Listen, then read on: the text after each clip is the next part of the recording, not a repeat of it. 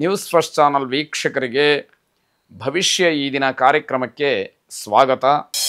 ಮೇಷರಾಶಿಯವರು ಸಮಾಜದ ಹಿತಕ್ಕೋಸ್ಕರವಾಗಿ ಸಾರ್ವಜನಿಕವಾಗಿ ಅಥವಾ ಯಾವುದಾದರೂ ಸಂಶೋಧನಾ ದೃಷ್ಟಿಯಿಂದ ಕೆಲಸವನ್ನು ಮಾಡಿ ಸಮಾಜಕ್ಕೆ ಒಳ್ಳೆಯ ಸಂದೇಶವನ್ನು ಕೊಡಬೇಕು ಅನ್ನುವಂತಹ ಮನಸ್ಥಿತಿ ಇರುವಂಥವ್ರಿಗೆ, ಆ ಪ್ರಯತ್ನದಲ್ಲಿರುವಂಥವ್ರಿಗೆ ಶುಭವಾದಂತಹ ದಿವಸ ಇದು. ಅಪೇಕ್ಷಿತವಾದಂತಹ ಸ್ಥಳಕ್ಕೆ ವರ್ಗಾವಣೆ ಆಗಬಹುದು, ಅಥವಾ ಯಾವ ಸ್ಥಳಕ್ಕೆ ಹೋಗಿ ಕೆಲಸವನ್ನು ಮಾಡಿಕೊಂಡು ಬರಬೇಕು ಅನ್ನುವಂಥ ಆಸೆ ಅಪೇಕ್ಷೆಗಳಿರುತ್ತೋ ಅದಕ್ಕೆ ಅನುಕೂಲಕರವಾದಂತಹ ವಾತಾವರಣ ಸಿಕ್ಕಬಹುದು. ಎಲ್ಲವೂ ಕೂಡ ನಿಮಗೆ ಶುಭವಾಗಿ ಫಲವನ್ನು ಕೊಡ್ತಕ್ಕಂಥದ್ದು. ಮಹಿಳಾ ಅಧಿಕಾರಿಗಳಿಗೆ ಅನಿರೀಕ್ಷಿತವಾದಂತಹ ಸಹಾಯ, ಅನುಕೂಲ ಇವೆಲ್ಲವೂ ಕೂಡ ಆಗುವಂಥದ್ದು. ನೌಕರಿಯಲ್ಲಿ ಕಾಡ್ತಾ ಇದ್ದಂತಹ ಅಭದ್ರತೆ ದೂರವಾಗುತ್ತೆ.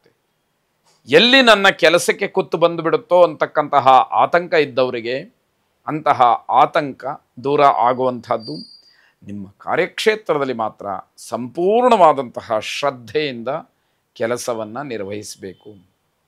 ಅಲ್ಲಿ ಎಲ್ಲಾದರೂ ಅಶ್ರದ್ಧೆಯನ್ನು ತೋರಿಸಿದರೆ ಅಲ್ಲಿ ಯಾವ ರೀತಿಯಲ್ಲಿ ನಿಮಗೆ ಅದರ ಪ್ರತಿಫಲಗಳು ಸಿಕ್ಕಬೇಕೋ ಹಾಗೇ ಆಗತ್ತೆ ಎನ್ನುವಂಥದ್ದು. ಪ್ರಾಮಾಣಿಕವಾದಂತಹ ಪ್ರಯತ್ನಕ್ಕೆ ಸದಾಕಾಲ ಜಯ ಇದೆ. ಕೆಲವರಿಗೆ ಅದು ಸ್ವಲ್ಪ ನಿಧಾನವಾಗಬಹುದು, ಆದರೆ ಶಾಶ್ವತವಾದಂತಹ ಜಯ ಅಥವಾ ಶಾಶ್ವತವಾದಂತಹ ಒಂದು ಆನಂದ ಅದರಿಂದ ಸಿಕ್ಕುವಂಥದ್ದು. ಬಲವಂತವಾಗಿ ಯಾರನ್ನೂ ಕೂಡ ಏನನ್ನೂ ಕೇಳಬೇಡಿ. ಒಂದು ವೇಳೆ ಕೇಳಿ ಇಲ್ಲ ಅಂತ ಅಂದುಬಿಟ್ರೆ ದೊಡ್ಡದಾದಂತಹ ಅವಮಾನವಾಗುತ್ತೆ.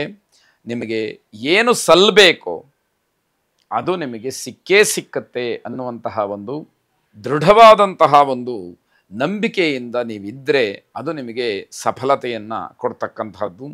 ಮನೆ ದೇವರನ್ನು ವಿಶೇಷವಾಗಿ ಪ್ರಾರ್ಥನೆ ಮಾಡಿ ಶುಭವಾಗಿ. ವೃಷಭ ರಾಶಿ ಸಾಂಸಾರಿಕವಾದಂತಹ ಜಂಜಾಟಗಳನ್ನು ದೂರ ಮಾಡಿಕೊಂಡು ಧೈರ್ಯವಾಗಿ ಅವನ್ನೆಲ್ಲ ಎದುರಿಸ್ಕೊಂಡು ಅದರಲ್ಲಿ ಸಫಲತೆಯನ್ನು ಕಾಣತಕ್ಕಂತಹ ದಿವಸ ಇದಾಗತ್ತೆ.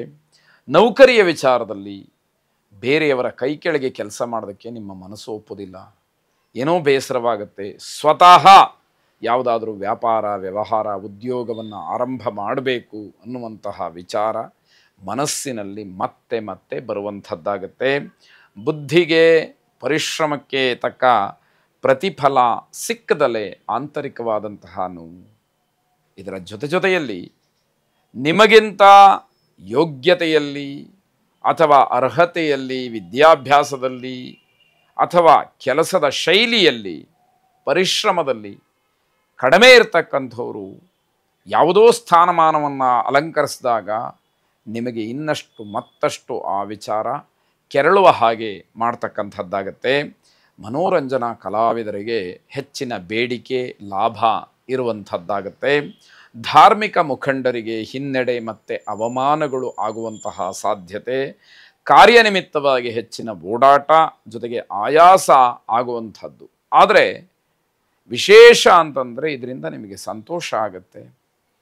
ನೀವು ಯಾವ ಉದ್ದೇಶವನ್ನು ಇಟ್ಟುಕೊಂಡು ಪ್ರಯಾಣವನ್ನು ನಡೆಸಿದ್ರೋ, ಓಡಾಟವನ್ನು ಮಾಡಿದ್ರೋ, ಶ್ರಮಪಟ್ಟಿದ್ರೋ ಅದರ ಪರಿಪೂರ್ಣವಾದಂತಹ ಫಲ ನಿಮ್ಮ ಕೈ ಸೇರುತ್ತೆ. ಅದು ಸಂತೋಷವನ್ನು ಕೊಡುತ್ತೆ. ಆಂಜನೇಯ ಸ್ವಾಮಿಯನ್ನು ವಿಶೇಷವಾಗಿ ಪ್ರಾರ್ಥನೆ ಮಾಡಿ.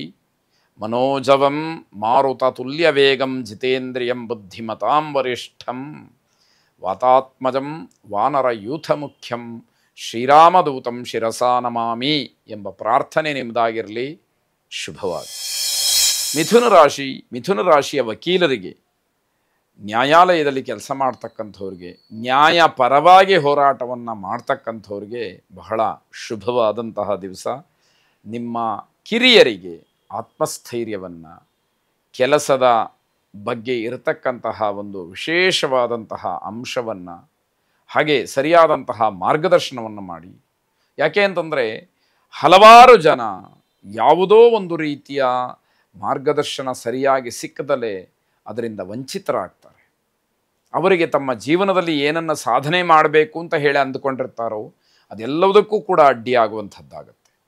ಹಾಗೆ ನಿಮ್ಮಿಂದ ಯಾವುದಾದ್ರೂ ಒಳ್ಳೆಯ ಮಾರ್ಗದರ್ಶನ ಅವರಿಗೆ ಸಿಕ್ತು ಅಂತಾದರೆ ಅಂಥವರು ಜೀವನದಲ್ಲಿ ಮೇಲೆ ಬರಲಿಕ್ಕೆ, ಉದ್ಧಾರ ಆಗಲಿಕ್ಕೆ ಅವಕಾಶವಾಗುತ್ತೆ.